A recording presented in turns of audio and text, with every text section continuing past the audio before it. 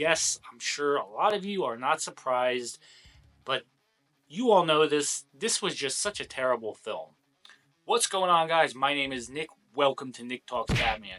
In today's video, we are going to be ranking all the live action Batman films from worst to first. So before we get started, I just want to say that there's a tons of Batman animated films that are great. I'm not going to include them in this list. This is just going to be the live action Batman films. And what I'm going to do is eventually I'm going to do a separate video for all the Batman animated films as well.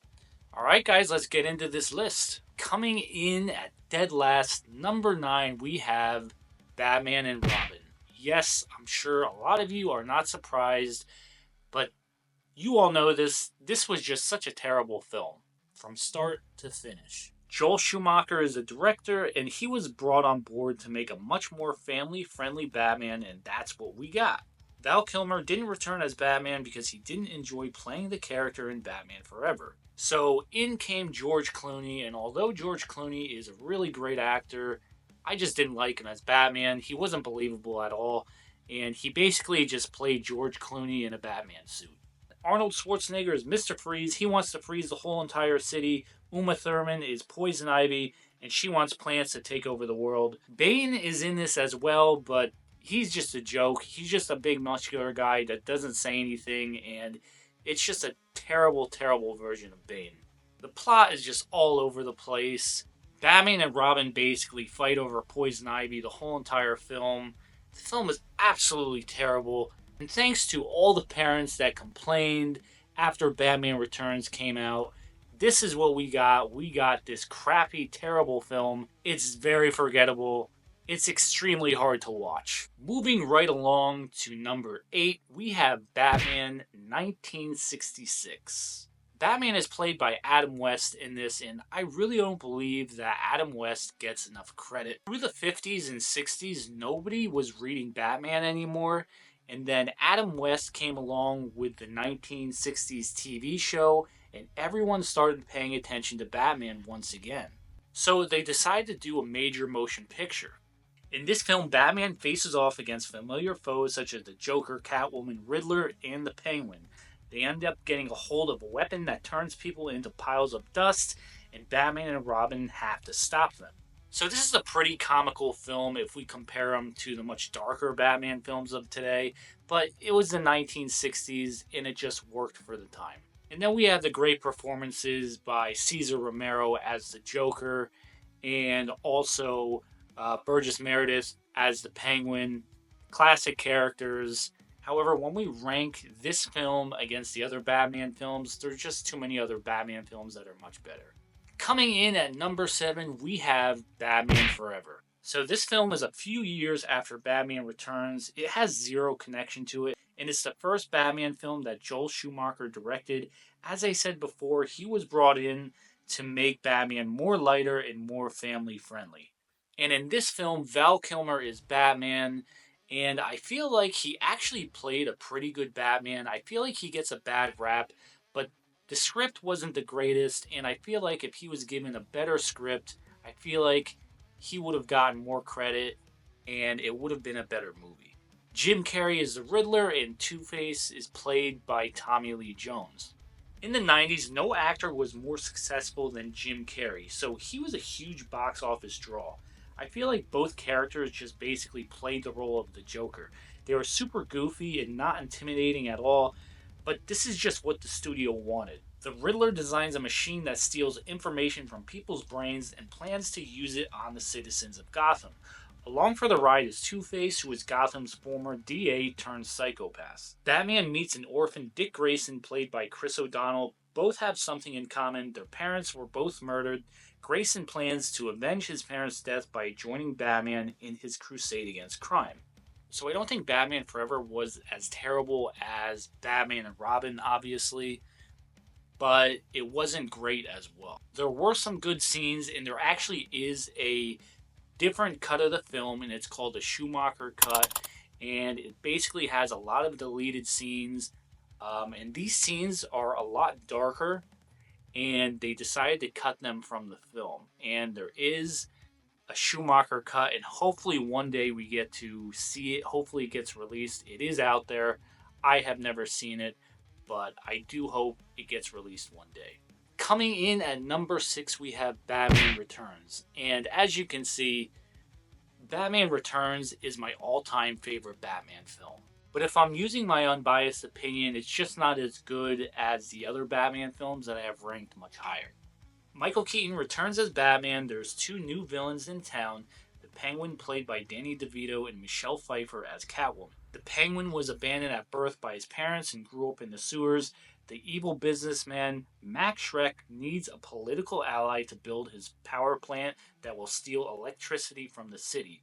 So him and the Penguin team up, and the Penguin runs for city mayor. Selina Kyle is a lowly secretary who gets thrown out of a window by her boss and comes back to life and takes on the persona of Catwoman.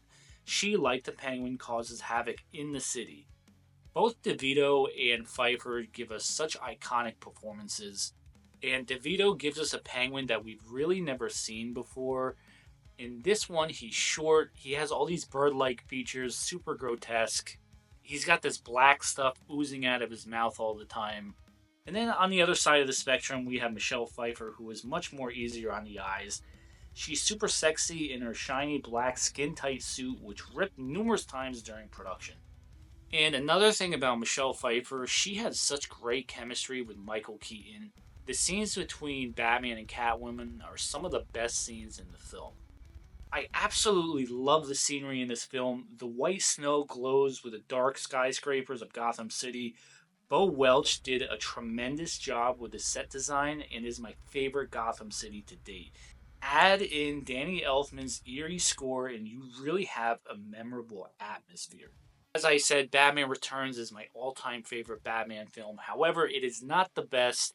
I feel like DeVito and Pfeiffer, they really stole the show from the main character Batman, and that's not supposed to happen. Coming in at number 5, we have The Dark Knight Rises. Now, The Dark Knight Rises is the third and final film of Chris Nolan's The Dark Knight trilogy. Christian Bale returns as Batman one last time, and this takes place 8 years after The Dark Knight. Batman has disappeared since the events of the last film. That is until a new villain comes to Gotham, and his name is Bane, who is played by Tom Hardy. Bane, who is a member of the League of Shadows like Bruce Wayne, comes to Gotham to destroy the city to fulfill Ra's al Ghul's plans. Batman comes out of retirement one last time to stop the mercenary Bane. So I felt The Dark Knight Rises was definitely an honorable ending to this amazing trilogy. You know, I feel like there is a lot of people with mixed opinions about this film. And I think the problem was it came after The Dark Knight, and we all know the amazing Dark Knight, how amazing and epic it was. And any kind of film that comes after a film like that, it's just not going to be as good, and it's going to hide in the shadow of that film. And I think that's what happened with this film. So the movie is about 3 hours long, and one of my gripes with this film is, number one, there's just not enough Batman in this film. But also, there's just too much story to tell in this one film. And I really feel that it would have benefited from making this film 2 parts. You had Bruce Wayne, who was retired for 8 years, comes back as Batman, gets his back broken by Bane. It takes him months to recover. He has to escape Bane's pit before he blows up Gotham. He escapes in time to save the city. I just feel like the ending was super rushed. Like I said, I think they should have just divided the film into 2 parts. The first film, they could have featured Bruce Wayne's journey back into the Batman suit. The ending of the film, Batman's back gets broken by Bane and is captured by Bane. And then Batman is stuck in Bane's prison and the film would end. And then the next film, they could feature Bruce Wayne escaping Bane's pit and returning to Gotham to stop Bane before he blows up the city. I think it would have been much better and it wouldn't have felt as rushed. However, in the end, I do feel that it was a solid ending to Chris Nolan's Dark Knight trilogy. Coming in at number 4, we have The Batman, which was directed by Matt Reeves. And this comes 10 years after Chris Nolan's Dark Knight trilogy. Now, Robert Pattinson as Batman, which drew tons of outrage from fans, which it seems Batman castings never make fans happy. However, in my opinion, I think Robert Pattinson made a pretty solid Batman. I think he looks great in the cowl and Batman suit, and liked his voice, which reminded me of Michael Keaton. Batman is in his early days of crime fighting. We don't see Bruce Wayne too much in this. The playboy billionaire we really don't see in this. Instead, Bruce is a tortured soul and is a recluse. He doesn't have much of a life outside the Batman suit. Now, just like Chris Nolan's Batman's trilogy, we have a very grounded, realistic world. I really love the look of Gotham in this. It's always raining and gloomy. If Gotham existed in the real world today, this is exactly what it would be. Gotham is infested with crime. Politicians and the justice system are corrupt. Numerous high profile people in the city are being murdered by a psychopath known as the Riddler, who is played by Paul Dano. However, this is not the Riddler we're used to seeing. The Riddler looks more like the Zodiac Killer than the actual Riddler in this, but it works. Zoe Kravitz is Catwoman in this, and she does a great job. I love the chemistry between her and Pattinson on screen. And then we have Colin Farrell as the Penguin. He is absolutely unrecognizable and disappears into his character. He is one of Carmine Falcone's henchmen. I believe he steals the show. He reminds me a lot of Tony Soprano from The Sopranos, but he still makes it his own. This was a really well done film, and like I said, this came right after Chris Nolan's trilogy, and that's really hard to outdo, but Matt Reeves just made it work, and he made it his own, and he put out a solid film. Coming in at number 3, we have Batman Begins. This film was released in the summer of 2005, and I still actually remember going to the theater to see this film. And right behind Batman Returns, this is my favorite Batman film. Batman Begins has an all-star cast. It stars Christian Bale as Batman, Liam Neeson as Ra's al Ghul, Gary Oldman is Commissioner Gordon, Michael Caine as Alfred, Morgan Freeman is Lucius Fox, Cillian Murphy is Jonathan Crane. The list just goes on and on with these elite actors in this film. So this film is an origin story, and it explains how Bruce Wayne becomes Batman, which is something that was never explained in the prior Batman films in the 90s. It's a completely fresh take on the character. We see Bruce Wayne at a young age who witnesses his parents' death, and it drives him to disappear for 8 years overseas. And during those 8 years, he learns the psychology of criminals and joins a group of ninjas called the League of Shadows. Here he is trained by Deckard, who later on reveals himself to be Ra's al Ghul. Bruce returns to Gotham and he begins to fight crime as Batman. He teams up with Commissioner Gordon to bring down the crime that has been plaguing the city for decades. Dr. Jonathan Crane develops a fear-inducing toxin and wants to release it on the city with the help of Ra's al Ghul. This is such a well-done film. I mean, not just as a Batman film, but just as a film as a whole. The acting is great, the story is great, and in the Batman films in the 90s, they were more style over substance, where this Batman was much more story and character driven. And Nolan gives us a much more realistic take on the character and shows us what Batman would be like in real life. This film was just a complete game changer because we went into this film thinking we were going to see a Batman film, a superhero film, and we got something completely different. Instead of it feeling like a superhero film, it felt more like a crime drama instead. Christian Bale absolutely kills it as Bruce Wayne in this. You can just see the anger and sadness in his eyes, still grieving over his parents' murder. The scene that stood out to me was when Bruce was in the courtroom at the Joe Chill hearing, and you can see the pain and anger in his eyes. As Batman, he gave us a super great performance. I feel like Bale gave us a much more intimidating Batman than previous Batman films. This film was so important because, remember, after the disastrous Batman and Robin, there was no Batman for 8 years. WB, they were looking for a new director to direct Batman and really resurrect the character. They took a chance on Chris Nolan, who was unknown at the time, and they just absolutely hit a grand slam on their choice to direct the Batman film, and you can see it really paid off. So coming in at number 2, we have the iconic Batman 1989. Now, I'm probably going to get crucified for saying this, but I actually believe that Batman Begins is a much better film than Batman 1989. However, I'm ranking Batman 89 higher than Batman Begins because it had such a huge impact not just on the film industry, but pop culture as well. This movie was absolutely massive. Most of the superhero films today that you see are because of the success of Batman 1989. In this film, Tim Burton directs, and he gives us a Batman that we've never seen before. After decades of funny comic books and campy TV shows, Batman finally was back to his dark roots thanks to Tim Burton. Gotham City is dark and gloomy, and in the shadows is a vigilante known as the Batman. Batman is played by Michael Keaton in this, and when Michael Keaton was cast, WB received about 50,000 letters in protest of casting Michael Keaton as Batman. Well, in the end, all those people that protested ended up eating their words. Jack Napier is a mobster. He's played by Jack Nicholson, and he works for Carl Grissom. However, when he's trying to escape a raid by police in a chemical factory, he runs into Batman and ends up falling into a vat of chemicals. And the chemicals turn him into the Joker. Nicholson gives an absolutely amazing performance as the Joker, and when him and Keaton are on screen, they have amazing chemistry. They're some of the best scenes in the film. Keaton was doubted the moment that he was signed on to play Batman, and he just completely shut the naysayers up. He was awesome as Bruce Wayne, awesome as Batman. It's a pretty straightforward plot. The Joker contaminates a lot of cosmetics in Gotham, which lead to deaths in the city.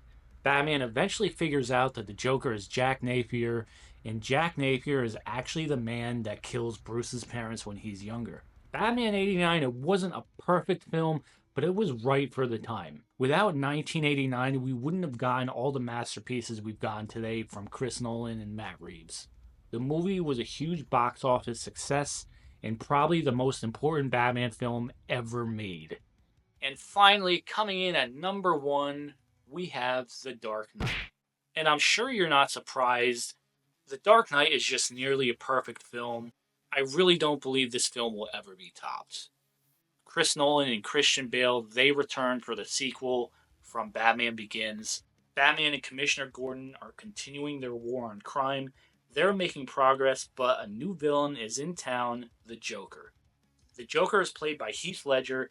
This is a different Joker than what we're used to seeing. Instead of the perma white skin, this is a psychopath with clown makeup and facial scars that form a smile. And words just can't describe the performance that Heath Ledger put on. He just put on a performance for the ages.